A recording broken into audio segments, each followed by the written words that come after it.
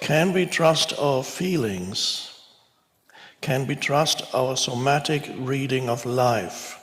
Are you able to say something about intuition, which is not the same but interests me as well?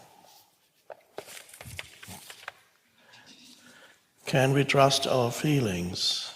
Now, often you hear people say, trust your feelings.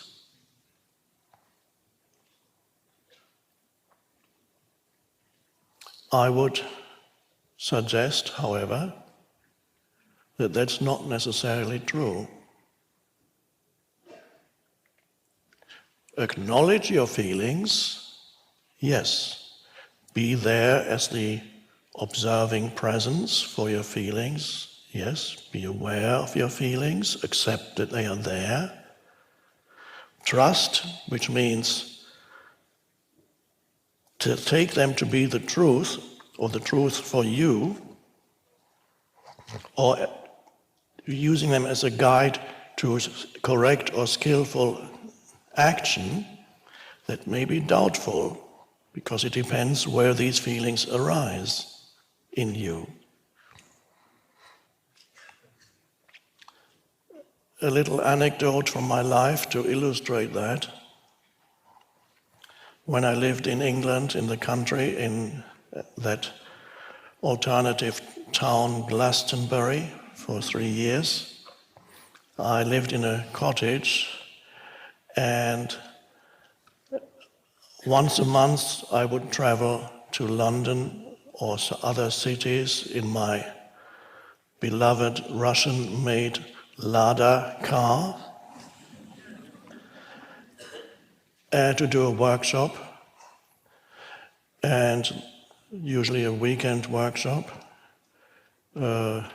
called things like transcending time or be here now. Nothing much has changed, except that the average number of people I had was about 10.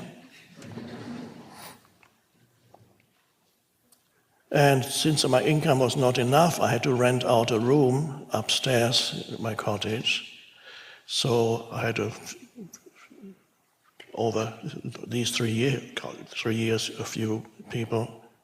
It was a second room, which I also occasionally rent out. Anyway, the room became vacant. I advertised in the local paper. Several people came to apply, and finally chose a young woman who had just been offered a job in that town.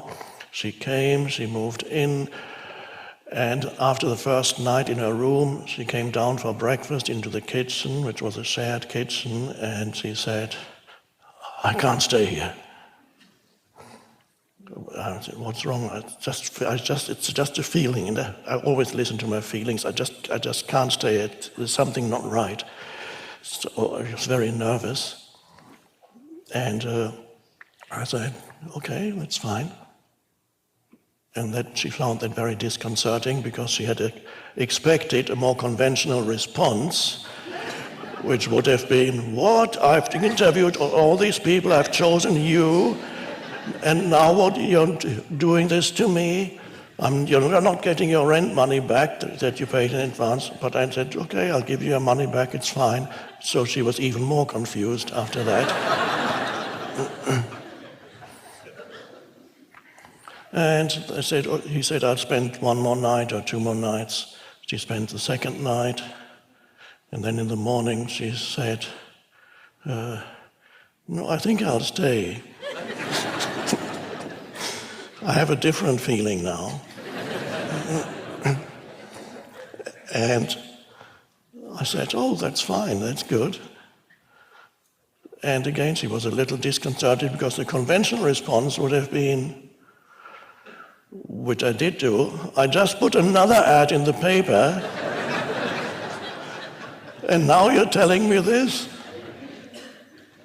This is how to make, the conventional responses are how to make life complicated for yourself and others. But it's normal, it's how the ego responds. And so, whenever somebody does not respond in that way, life becomes simple.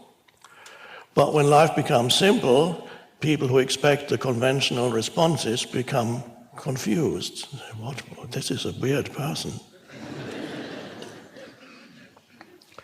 And so she decided to stay, and a few weeks later, when I got to know her better, she explained to me that that first night she was in her bedroom, and she said, I found you so weird that I thought you might creep in the middle of the night and murder me.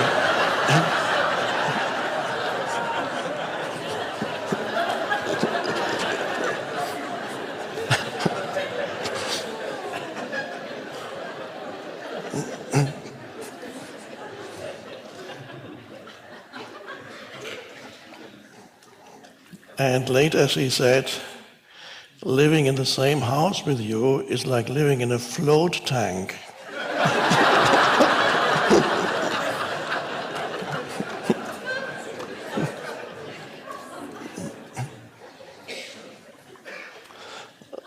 I think she learned a lot, not so much through me explaining things to her, just by being there.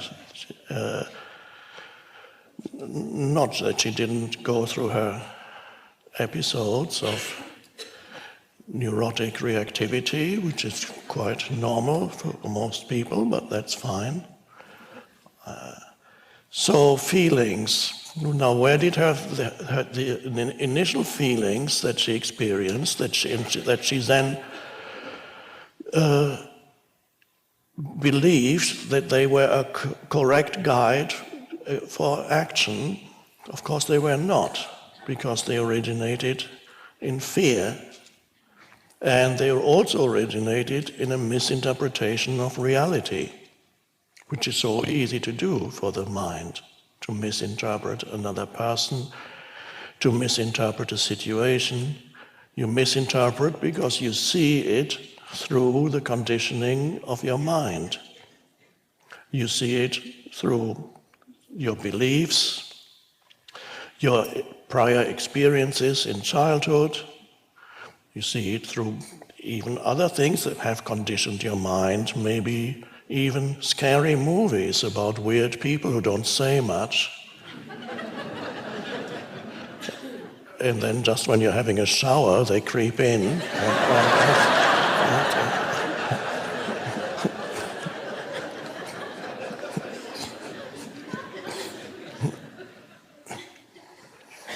So it is not, therefore it's not that easy often to say, where does this feeling that I have arise? Where does this feeling originate? Now, does it come from a deeper, the intuitive place? Intuition comes out of being present. Intuition does not come out of the conditioning of your mind. So if you have an intuition, also it is usually not tainted by negativity such as anger or fear. So there is something certain about it, that there is a quiet strength behind your feeling, a quiet strength. There's not a nervous energy behind your feeling.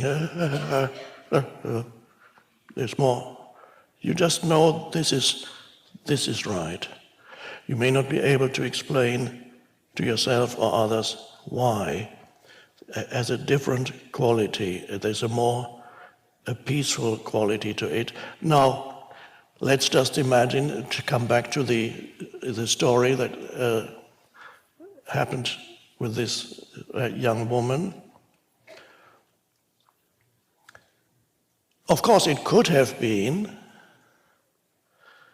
that theoretically I could have been a psycho and actually could not be trusted not to kill her. Theoretically, that's possible. So I don't know what the answer to this is, but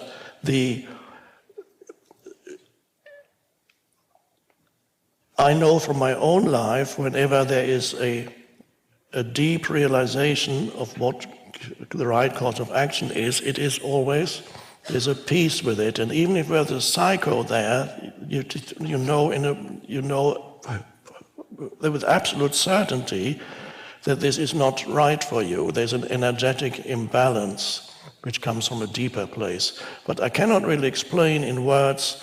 You have to, through life experience, you have to find out for yourself what a deeper feeling that comes out of presence and is a true intuition, how it is different from something that arises from the conditioning of your mind.